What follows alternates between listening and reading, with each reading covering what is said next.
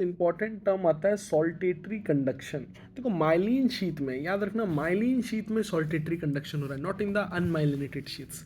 Unmyelinated sheet में जो conduction हो रहा है वो अपना नॉर्मल कंडक्शन है, ये वाला जो अपन शुरू में पढ़े थे कि बस जा रहा जा रहा जा रहा चैनल सब खुलते जा रहा, प्रोपागेट कर रहा। अब चक्कर क्या होता है, पहले समझता है सॉल्टेटरी का मतलब क्या होता है। देखो सॉल्टेटरी का मतलब होता है जंप करना या फिर लीप लेना, मोस्टली जंप करना समझो। जंप करना मतलब डायरेक्टली एक जगह पर नहीं रहना। मेरा नर्व है, यहाँ से सीधा यहाँ पे, सीधा यहाँ पे, सीधा यहाँ पे, और ये करवा कौन रहा है, ये करवा रहा है due to the myelin sheath and due to the presence of the node of Ranvier ये हो रहा है। एक्चुअली क्या है, माइलिन शीट तो यहाँ पर पूरा इंसुलेट कर दिया, तो इस जगह पे तो आयंस, जैसे यहाँ पर आयंस बाहर से डिफ्यूज करते जा रहे थे, लेकिन चूंकि ये अपना जो है, ये अपना क्या कर रहा है, ये पॉज करके रखा है, ये पास नहीं करने दे रहा है। पास नहीं करने दे रहा है किसको, जो माइलिन शीट है वो इंसुलेटर है, वो सोडियम आयन को अंदर नहीं अंदर, तो सारे सोडियम आयन का कॉन्सेंट्रेशन कहाँ पे ज़्यादा, तुम्हारा नोड ऑफ रेनवियर पे। नोड ऑफ रेनवियर पे दो चीज़ें ज़्यादा होंगी, क्या होंगी, नोड ऑफ रेनवियर पे हाई सोडियम चैनल्स, जैसे सोडियम चैनल का अमाउंट ज़्यादा होगा, और जो पोटेशियम चैनल है उसका भी अमाउंट ज़्यादा होगा। सोडियम चैनल का वैल्यू दिया हुआ है कि 60 टाइम्स मोर होगा इन कंपेयर टू द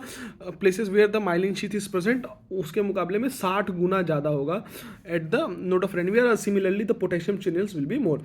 तो अब क्या होगा कि देखो, अब सबसे बड़ा बात क्या होता है कि जो अपना नर्व है वो, मान लो कि यहाँ पे पूरा माइलिन शीट था, यहाँ पे पूरा माइलिन शीट था, तो उसको यहाँ पे काम नहीं करना पड़ा, उसको यहाँ पे नहीं, यहाँ पे सीधा यहाँ से दिया, यहाँ से अपना जो सोडियम यहाँ से घूमना शुरू हुआ, और नेक्स्ट जो स्टिमुलेशन सीधा जंप करके यहाँ, फिर जंप करके यहाँ, फिर जंप करके यहाँ, जहाँ जहाँ माइलिन शीट है उसको जंप कर दिया। और माइलिन शीट का साइज कितना, 1 से 3 माइक्रोमीटर, यानी 1 से 3 माइक्रोमीटर का लेंथ तक में सोडियम पोटेशियम चैनल को खुलना ही नहीं पड़ा।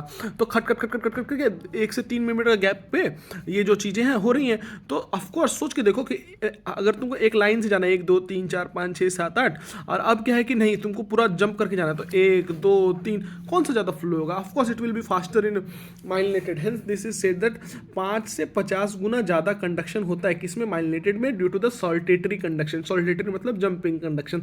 दूसरा क्या, कंजर्व्स एनर्जी। अब हर चैनल को खुलना था, हर चैनल को खुलना था, खुल तो गया, इसकी वजह से बहुत ज़्यादा आयंस अंदर भी आए। यहाँ पे आयंस उतने आने की जरूरत पड़ा नहीं, क्योंकि हर जगह पे नहीं करना है, गैप्स पे करना है, गैप्स पे करना है, गैप्स पे करना है। वही काम जो तुम हर जगह कर रहे थे, अब यहाँ पे तो गैप ले लेके करना है, गैप ले लेके करना है, गैप ले लेके करना है। तो ऑफकोर्स जो अपना जो आयंस डिफ्यूज होगा वो कम होगा। तो उसको रीस्टेबलाइज कैसे करते थे, जब फिर हाइपर पोलराइजेशन या फिर रीपोलराइजेशन होता था, तो उसके बाद स्टेबलाइज करने के लिए अपना सोडियम पोटेशियम पंप को एक्टिवेट करना पड़ता था, तो अंदर बाहर करके वो बैलेंस करता था।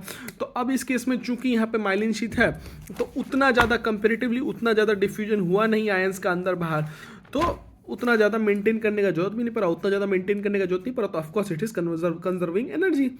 फिर क्या, इजी स्टेबलाइज में, हाँ, और चूंकि अब आयंस आराम कम आए हुए हैं अंदर, तो आराम से जब फिर हमको रिपोलराइज करना होगा, फिर से रेस्टिंग पोटेंशियल पे आना होगा, तो आसानी से आ जाएंगे। That's simple, that's the saltatory conduction. Just remember, saltatory conduction is the jumping conduction.